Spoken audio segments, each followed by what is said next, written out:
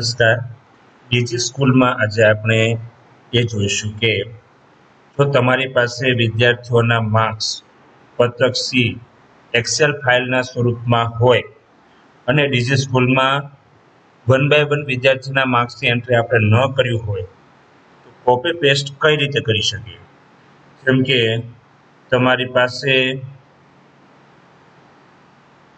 તમારી પાસે આવી રીતે એક એક્સેલ ફાઇલ છે, વિદ્યાર્થીઓના નામ છે અને પ્રથમ સેમેસ્ટરના આ માર્ક્સ મારી પાસે દરેક સબ્જેક્ટના મારી પાસે છે. હવે આ માર્ક્સને મારે ટાઈપ નથી કરવા પણ કોપી પેસ્ટ કરી સેવ કરવા હોય તો ડીજી સ્કૂલમાં કઈ રીતે થઈ શકે એનો રસ્તો છે. સૌપ્રથમ ડીજી સ્કૂલમાં પરિણામ મેનુમાં જઈશું અને પરિણામ પ્રકાર 3માં જઈશું. એક વસ્તુને યાદ રાખીએ કે આ જે સિસ્ટમ છે તે માત્ર પરિણામ પ્રકાર 3માં જ કામ લાગશે. પરિણામ પ્રકાર 2 અથવા 1માં આ રીતે પત્રક સીની ડાયરેક્ટ એન્ટ્રી નથી થવાની, કારણ કે તેમાં ડિટેલમાં માર્ક્સ હોય છે.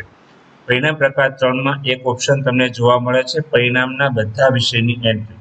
સમજી લો કે તમારી પાસે રચનાત્મકની એન્ટ્રી છે, ધોરણ વર્ગ પેલું સેમેસ્ટર લઈએ, ધોરણ વર્ગને એવું કશું આપણે એકવાર લઈ લઈએ અને એક એન્ટ્રી ચેક કરીએ. તો અહીંયા સેમેસ્ટર 1ના માર્ક્સ તમારી પાસે પરિણામ પ્રકાર 3માં છે, પરંતુ અથવા નથી તો આમાં 1 બાય 1 તમારે એકવાર એન્ટ્રી કરવી પડશે. પરંતુ એની જ વસ્તુ પરિણામના બધા વિષયમાં જઈને કરવા માંગશો તો એકસાથે કોપી પેસ્ટ કરી શકશો. હું અહીંયા પરિણામ સેમેસ્ટર 1 લઉં છું, પણ સેમેસ્ટર 1 લેતાની સાથે એક મેસેજ આપે છે કે પરિણામનો પ્રકાર 3માં જ ડેટા ઇનપુટ કરી શકાશે, તો પરિણામનો પ્રકાર પસંદ કરો. એટલે અત્યારે પરિણામ પ્રકાર પસંદ કરવાનું કહેશે, તો પરિણામ સેમેસ્ટર 1માં પરિણામ પ્રકાર મારે 3 રાખવો પડશે. એ રાખ્યા બાદ જ હું એમાં પરિણામમાં માર્ક્સની એન્ટ્રી કરી શકું. હવે આપણે પરિણામના બધા વિષય પર ક્લિક કરીએ, ત્યારબાદ સેમેસ્ટર સિલેક્ટ કરીશું, ધોરણ લઈએ 7 અને પરિણામનો પ્રકાર ઓટોમેટિક સિલેક્ટ થઈને આવી જશે. જો ન આવતો હોય તો ફરી વખત એ જ પ્રોસિજર સેટિંગ મેનુમાં જઈને પરિણામનો પ્રકાર રજીસ્ટર કરવો પડશે. હવે આપણે સર્ચ કરીશું. જ્યારે સર્ચ કરીશું એટલે આપણી સામે એ ડિટેલ આવી જશે, પણ એક મેસેજ એવો આપે છે કે નીચેના વિષયની એન્ટ્રીઓ બંધ છે, તેને શરૂ કરો. તો હવે આ એન્ટ્રી બંધ છે એને ક્લોઝ એન્ટ્રીને આપણે ઓપન કરવી પડશે. ઓપન કરશું પછી જ આપણે એને ઇમ્પોર્ટ કરાવી શકીશું. તો ઓપન કરવા માટે પરિણામ મેનુ, પરિણામ બંધ એન્ટ્રીમાં જશું અને અહીંયા સેમેસ્ટર 1 ફિલ્ટર કરી લઈએ, જેને કારણે આપણી અગવડતા ન આવે. સેમેસ્ટર 1ને ફિલ્ટર કરીશું. સેમેસ્ટર 1ની બધી એન્ટ્રીઓ ક્લોઝ છે. હાલ પૂરતી આપણે સિલેક્ટ કરીને ટેમ્પરરી શીખવા માટે બધી એન્ટ્રીઓને ઓપન કરી દઈએ. હવે આપણે પરિણામ પ્રકાર 3માં જઈ પરિણામના બધા વિષયની એન્ટ્રીઓને આપણે એન્ટ્રી કરી શકીશું.